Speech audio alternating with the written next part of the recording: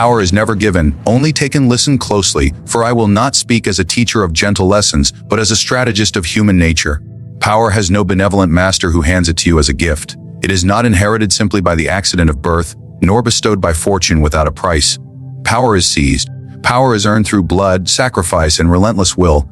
Those who sit idly waiting for others to recognize their worth die waiting. Those who act, who reach with steady hands and a ruthless heart, claim the throne while the dreamers sleep. Consider history. No empire rose because its rivals allowed it to exist. No ruler wore the crown because others thought it fair. Caesar did not ask politely for Rome's obedience. He crossed the Rubicon and took it. Alexander did not wait for the world to kneel. He advanced until the world had no choice. Power is never given, my friend. It is torn from the clenched fists of others, taken as a prize of conquest, seized by those who dare to move when others hesitate. The tragedy of the weak is that they believe in generosity. They imagine that the world will reward them simply for effort, for talent, for being good. But the world does not reward goodness. It rewards strength. The hands of the meek remain empty while the ruthless divide the spoils of victory. If you wish to become the strongest version of yourself, you must abandon the delusion that anyone will hand you what you desire. Recognition, wealth, influence, respect, these things are not donations.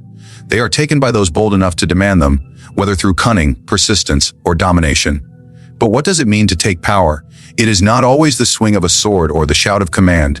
Power begins with the will to seize control of your own life. Understand this well. If you cannot govern yourself, you will never govern anything greater.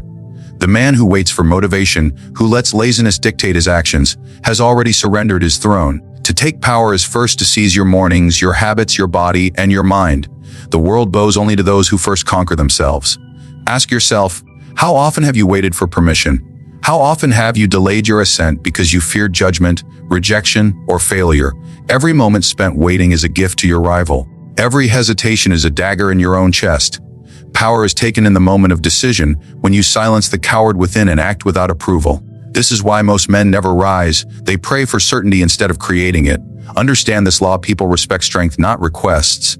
A lion does not ask the herd for a share, it takes its meal. A general does not beg the enemy for victory, he claims it through strategy and discipline. Likewise, in your own journey, you must replace the plea of, "I hope," with the command of, "I will." Do not hope for opportunities, create them. Do not wait for doors to open. Break them from their hinges. There is a secret hidden in plain sight. Most people will never resist you if you act with conviction. The masses are passive, they are content with mediocrity. They complain, they envy, but they do not act. And when they encounter one who acts without hesitation, they step aside, even if they despise him. This is the hidden advantage of seizing power. The world respects the bold, even when it pretends to hate them. Weak men may call you ruthless, arrogant, or dangerous. Let them speak. Their words are confessions of their own submission.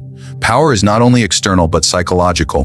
When you seize control over your destiny, you awaken something that terrifies the ordinary man. Confidence, authority, command. These are not traits you are born with. They are forged each time you refuse to let others decide your fate. Each time you choose action over hesitation, you train yourself in the art of dominion. You begin to see that the world is not ruled by those who deserve it most, but by those who dare to claim it first. But hear this warning: power does not tolerate weakness. If you claim it, you must protect it. A crown attracts both envy and daggers.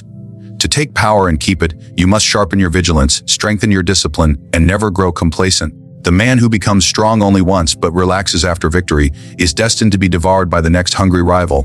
Taking power is not an event, it is a lifetime practice. You must seize it daily in small battles as well as great ones. Imagine your life as a fortress. Every habit, every choice, every sacrifice is a stone in its wall. Each time you resist weakness, the fortress rises higher. Each time you indulge it, the wall crumbles. If you wish to be untouchable, build yourself brick by brick, ruthlessly reinforcing your stronghold until no storm, no rival, no temptation can topple it. So when I tell you that power is never given, only taken, I am not simply speaking of crowns or empires. I am speaking of the daily war you fight within and without. To take power is to refuse the role of the victim. To take power is to accept that no one is coming to save you, and that all you desire must be seized through will, cunning, and unbreakable persistence. Do you want me to expand each keynote into its own 1,000-word Machiavellian video script like this, so that you'll have a complete 12-part series, each keynote a full episode? Discipline over comfort. The great lie of our age is that happiness is found in comfort. Every advertisement, every weak philosopher, Every whisper of mediocrity seduces you with the same poison, that ease is the highest prize, that rest is the crown, that pleasure is the path to fulfillment. But I tell you the opposite. Comfort is the slow poison that drains the strength of nations and of men. It is the swamp in which ambition drowns, the disease that eats the marrow of greatness. If you wish to become the strongest version of yourself, you must learn to kneel before discipline and crush comfort beneath your heel. Look at history. The conquerors of old did not rise from feathered beds and indulgent feasts. They were carved from harsh winters, from hunger that demanded resourcefulness, from daily trials that forged resilience. The Spartans, feared across the world, were raised not in comfort, but in deprivation. They bathed in cold rivers, ate sparse meals, and lived with constant training. Why? Because they understood that softness breeds weakness and weakness breeds death. Comfort kills not with a sword, but with a slow and invisible hand. Discipline, on the other hand, is the true throne of strength. It is the force that bends your desires to your will. It is the chain that tames chaos. Without discipline, no empire can be built, no body can be hardened, no mind can ascend. The man who worships comfort becomes a servant to his cravings, a prisoner of indulgence, and a beggar before every temptation. But the man who honors discipline becomes a master of himself, and in mastering himself, he becomes fit to command others. Understand this every day. You are faced with two choices: the path of discipline or the path of comfort. The path of discipline is narrow, harsh, and demanding. It asks you to wake before you wish, to work beyond your fatigue, to train when your body protests, to study when your mind seeks distraction. It offers no immediate reward, only struggle. The path of comfort is wide and easy. It tempts you with warmth, with softness, with distraction, with indulgence. It gives pleasure now, but it robs you tomorrow. And each time you choose it, you surrender your throne. Ask yourself honestly, how many times have you betrayed yourself for comfort? How many mornings have you delayed? How many opportunities have you wasted? How many hours have you killed in idleness, all because the couch, the bed, the screen, or the plate was more inviting than your purpose? Every indulgence whispers the same lie, that you can have strength without sacrifice. But in the end, those whispers leave you hollow, for strength is purchased only by the currency of discipline. Do not mistake me, comfort has its place, but it is the reward, not the ruler. A soldier rests after battle, not before. A king feasts after conquest, not during it. To make comfort your daily master is to weaken yourself before you even step into the arena. The strongest man understands that comfort must be rationed, given only when discipline has first carved its payment into the body and the mind. Let me tell you something cruel but true: your enemy is not fear, not pain, not even failure. Your greatest enemy is comfort, because comfort makes you forget you are at war. The man who fears pain is still aware of the fight. The man who fears failure still knows he must act, but the man lost in comfort no longer sees the battlefield. He believes he is safe, even as his empire crumbles. This is why rulers fall not in battle but in decadence. This is why dynasties rot not from enemies at the gate, but from softness within their walls. If you wish to rise, you must make discipline a law, not a suggestion. Discipline must not depend on moods, nor on motivation, nor on inspiration. These are fleeting shadows, fragile as air. Discipline is forged when you act regardless of desire. When you wake because you must, not because you feel like it. When you train because it is commanded, not because you enjoy it. When you work because it is necessary, not because it is easy. This is the essence of discipline: to make your will the tyrant of your flesh, until your actions obey your command as soldiers obey their general. But hear this: discipline is not cruelty. Discipline is liberation. For the man ruled by comfort is never free. He is a slave to appetites, to laziness, to distraction. He bows before food, before lust, before sleep, before entertainment. He imagines he is living, but in truth he is chained. The disciplined man may suffer now, but his chains are broken. He rises where others sink. He achieves what others only dream. He commands his destiny while others are commanded by their cravings. Think of your own life as a kingdom. Every time you give in to comfort, you invite barbarians through your gates. Every time you enforce discipline, you strengthen the walls, sharpen the swords, and prepare your people for conquest. Which kingdom do you rule? One overrun by invaders, or one fortified against all weakness? Do not deceive yourself. The answer is written in your daily habits, not in your words. Discipline is not glamorous. It will not shower you with applause in the beginning. It will often feel thankless, harsh, and lonely. But understand this: discipline is the soil in which greatness grows. Without it, no dream survives, no power lasts, no man ascends. Comfort is easy, but it leaves you empty. Discipline is brutal, but it leaves you unshakable. Strategic selfishness: you have been told all your life that selfishness is wrong, that to serve others is the highest virtue, that to put yourself last is a sign of nobility. But look around you. The men who bent their backs to carry others were discarded like broken tools once their usefulness ended. The rulers, the conquerors, the thinkers who shaped the world, none of them rose by living as servants to the demands of everyone else. They practiced a different creed, a crueler creed, a truer creed: strategic selfishness. Strategic selfishness is not the petty greed of fools, nor the blind indulgence of gluttons. It is not selfishness for comfort or vanity. It is the sharp, deliberate decision to protect your growth above all else, to guard your energy, your time, your resources, your mind as if they were sacred. It is the understanding that if you do not make yourself powerful, you will have nothing of value to offer the world. It is the law that before you can build for others, you must first build yourself into something indestructible.